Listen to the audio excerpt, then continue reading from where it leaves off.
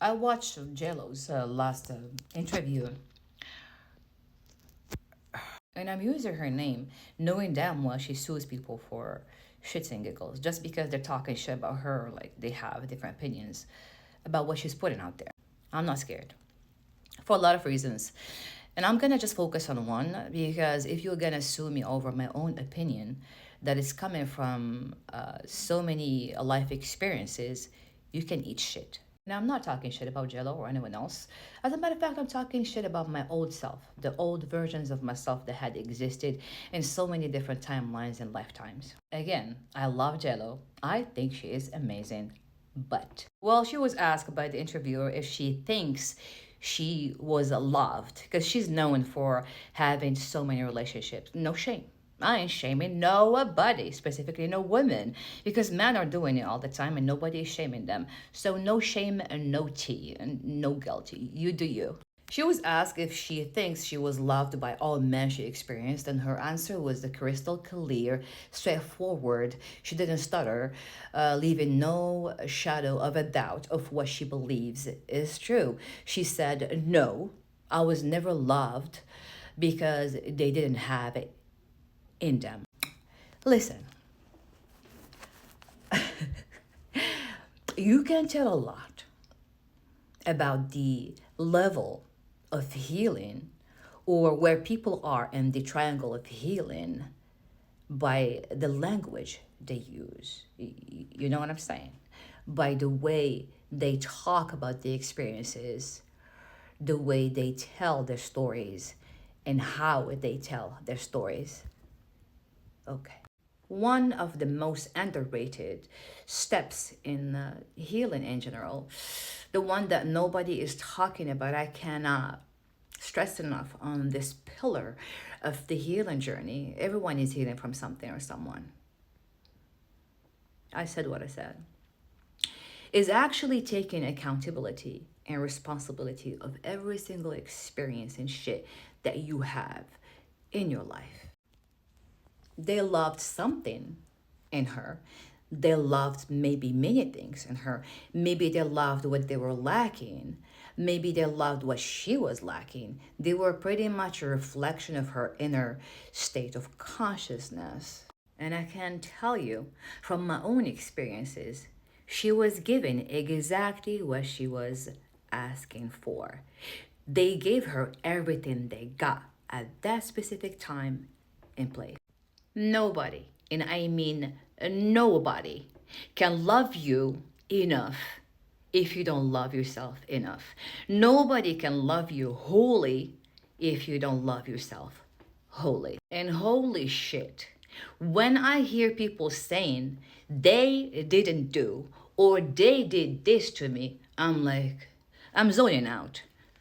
I bounce. I'm out. Because what do you mean? You did that to yourself. They were telling you something that you need to work on. They were reflecting a wound within. And you telling me they didn't do or they did a bit. But Liz, but deeper down, they give you all they got. So if you're asking for more, you have to be more. If you think they're not enough, you are not enough for yourself. But there's one thing that I gathered from the latest interviews. She's speaking her own voice.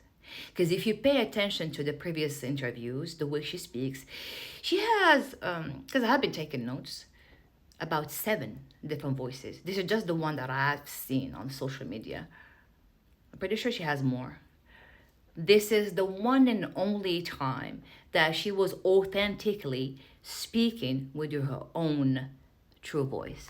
And I'm gonna admit, it is a good place to be. It's a good start.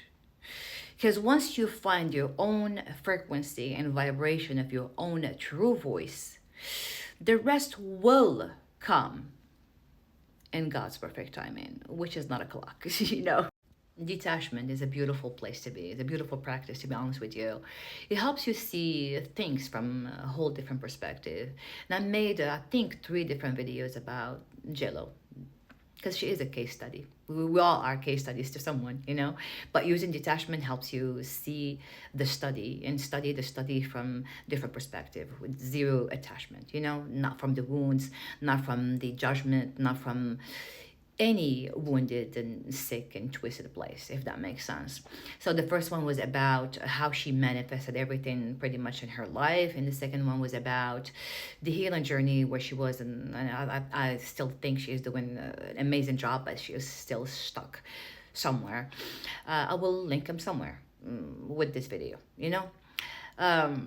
Just the way you tell your stories says a lot about your level of consciousness, level of awareness, and where you are in your healing journey and whatnot. And obviously says a lot about your level of accountability and responsibility taking when it comes to things that manifest themselves in your own reality. Yeah. So instead of saying, yeah, I was never loved because they didn't have it in them,